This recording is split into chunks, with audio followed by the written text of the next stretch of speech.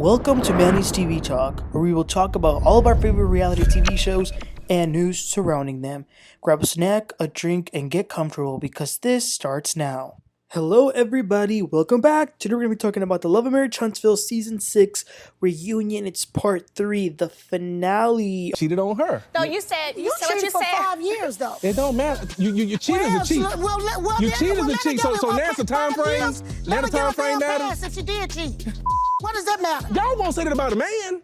Okay, so we pick up with Miss Bettie dragging Melody. Yes, I said it. Miss Bettie was dragging Melody because Melody, instead of respecting her elders, is screaming across the room to a senior citizen because Miss Bettie is defending her daughter as any mother would.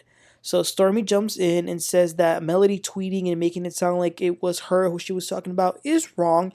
And she does like Melody, though. At the end of the day, she does respect her. She doesn't want her to think that she has a problem with her because of her mom. But Bettie does tell her, I don't like you.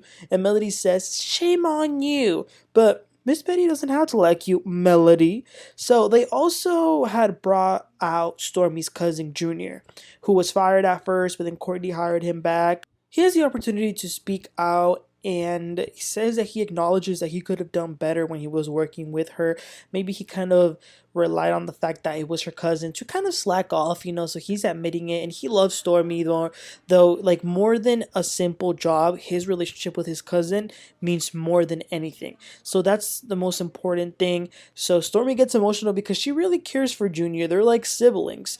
And he is a manager now at a restaurant, and she says that she wishes that he could have been a manager at Canvas Beauty, but she's happy for him.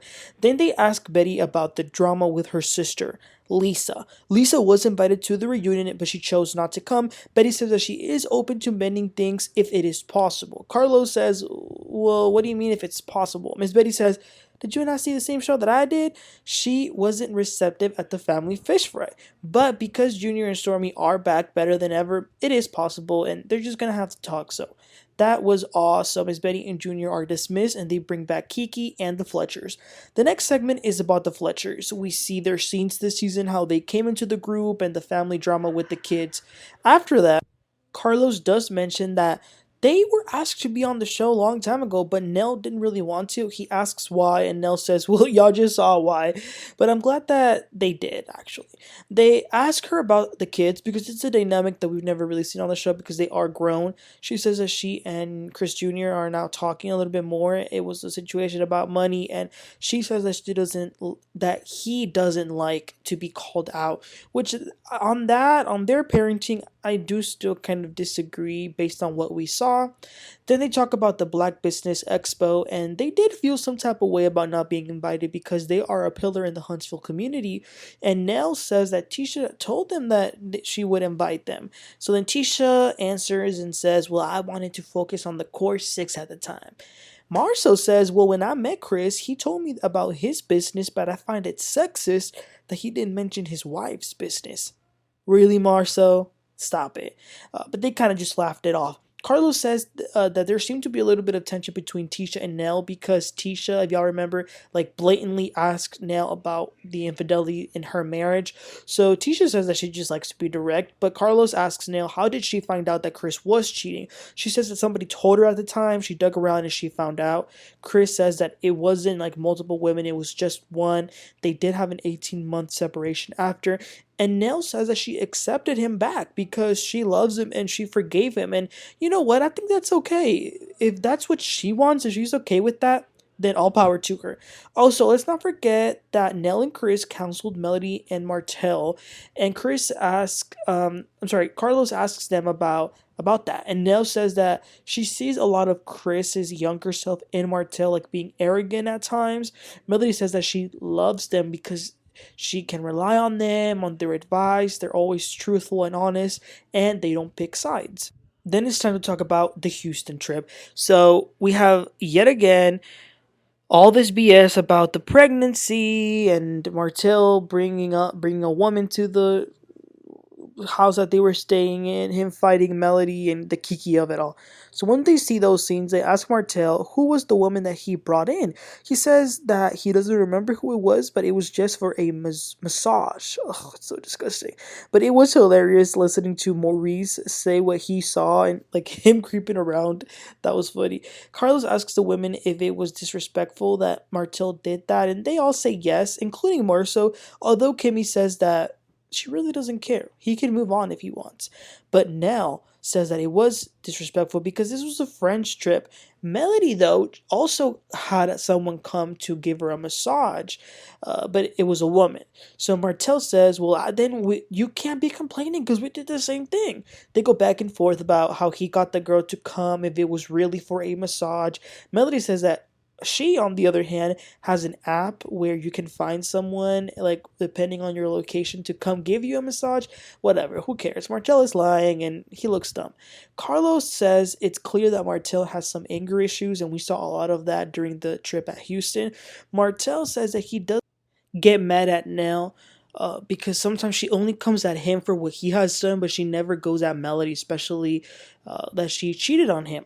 Carlos asks, like, when was this? So Martell says that she did cheat while they were still married, but Melody doesn't really answer. She just says, like, why are you concerned? Where's your proof? You're lying. I do think she did it. I think after she found out that he was doing it, she then went ahead and did it, which you could see it in two ways. You could see it as, like, two wrongs don't make a right, or they even out. So I don't know. Carlos says to Chris that a lot of people think that he shouldn't allow Martell to disrespect his wife Nell. Chris says that, to be honest, they are so close that Nell and Martell are kind of like siblings, so it's not that big of a deal. But Melody jumps in and says that she doesn't feel like it's okay. She does think it's disrespectful for him to do that. As she's trying to defend them, though, she kind of did throw some shade by calling them elders, which come on now.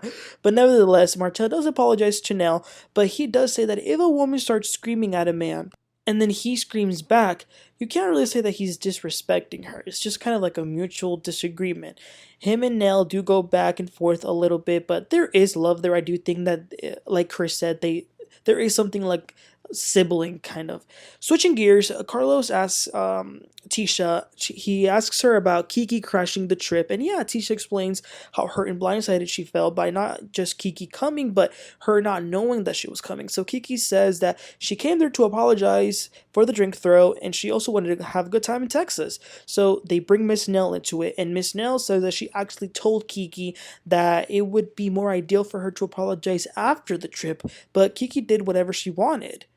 Carlos asks if the relationship is dead between Tisha and Keke, and Tisha says, yes, it is. I feel bad for Tisha, especially in this moment. She gets emotional and says that, like, even recently, she spoke to her uncle who was telling her, y'all are cousins, y'all need to fix it. But Tisha says that she hasn't done anything to her for Keke to keep doing this to her time after time. She's done. She's really hurt. Then Carlo tells Keke that it appears as if Keke came onto the show as Tisha's cousin, but then she ultimately chose the show over her cousin. And Keke says, well, you know what? The plan always was for Tisha to bring me here to the show, but Tisha changed up somewhere along the way. So then Tisha says that she didn't switch up. What it was is that she didn't want Keke on the show because she knew that Keke has a lot of issues that could ruin her family if she came onto a reality TV show, and Tisha didn't want that to happen. Keke says, well, that's not true because there's only two things that people can come at me for. One is the drug use, and the other one is my infidelity in my marriage, which goes deep. But underneath his breath, Marsau does say that there is one more thing. She says that it's a lie. She says, tell me it's a lie. But Marsau didn't say it. He also lets the record reflect that he's never revealed anything about anyone. Keke says that she would like to reconnect with Tisha, but Tisha's like, wait a minute, that's what we did at the beginning of the season, and look what happened. So how could Tisha ever trust Keke? What does break Tisha's heart is that her daughters love being with Keke's daughter, and sometimes she will make excuses when they ask to go see her. But here's a big reveal. Tisha and Marsau say that they've always told their daughters that their cousins all are invited to their house, but Keke, on the other hand, blocked Tisha's daughters' contact from her own daughter's phone. They were about to get into it, but then Carlos says, we ain't going there with the kids. We're not going to get the kids involved. And I was like, how is that getting the kids involved? What? But anyway, Then they talk about this pregnancy test. I can't, my brain can't handle this any longer. Tisha says that she had similar symptoms when she was pregnant before. Marsau says his only thought was that she was cheating on him, not that the vasectomy didn't work.